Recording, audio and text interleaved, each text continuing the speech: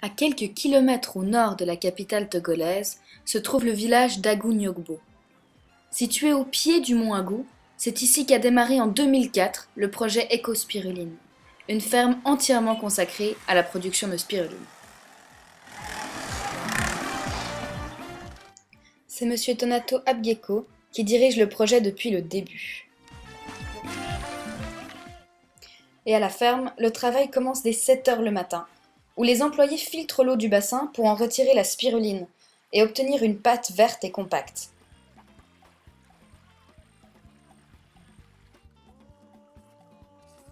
Cette pâte, c'est la spiruline fraîche, et c'est celle-ci qu'on va ensuite mettre dans un petit sac afin d'être pressée pour en retirer toute l'eau possible.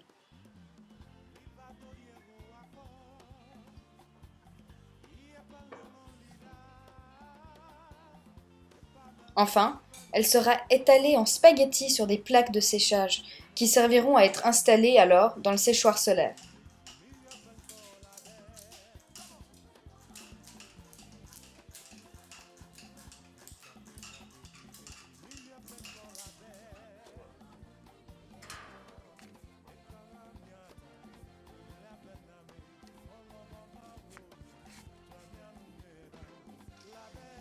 Une fois sèche, on la broie pour en obtenir une poudre qui sera alors mise en sachet.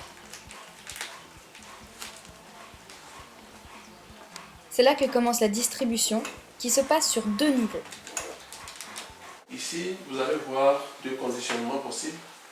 Cette boîte sert à faire le conditionnement pour la distribution sociale de la spiruline, parce qu'on suppose que les gens n'ont pas de moyens pour acheter la spiruline, étant donné que toute la spiruline est apportée de l'extérieur. Il y a aussi un aspect commercial de la production. Cette boîte permet de vendre la spiruline à la pharmacie, au supermarché, de façon à couvrir, avec le bénéfice réalisé d'abord, à couvrir la distribution sociale.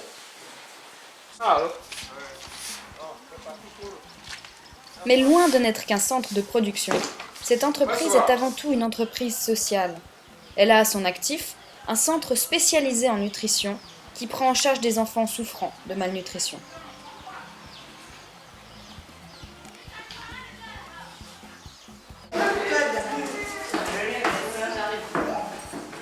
Ici, on accueille, on cuisine, on s'installe, on mange.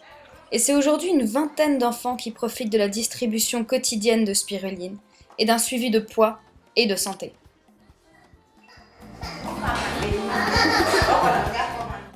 Qu'est-ce que tu sers à manger? Je sers de l'haricot avec la sauce de tomate, un peu de choux, de carottes. C'est Elisabeth, la femme de Tonato, qui s'occupe du centre de nutrition.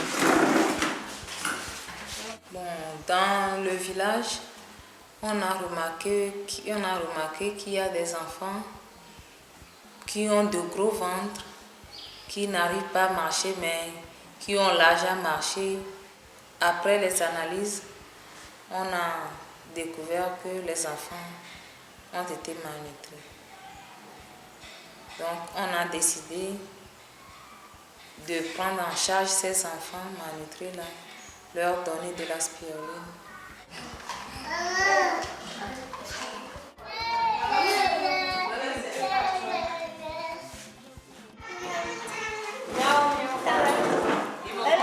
Ils viennent chaque jour prendre la spiruline.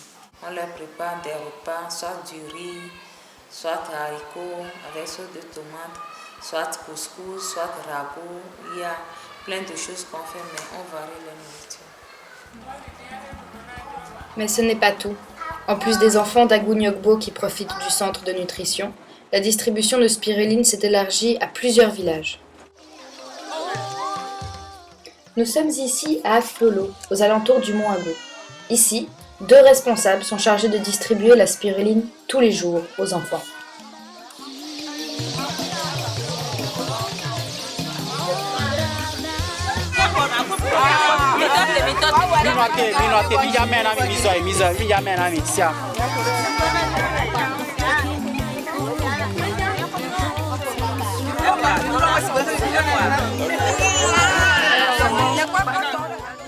Grâce à un récent agrandissement, La ferme possède aujourd'hui 500 mètres carrés de bassin.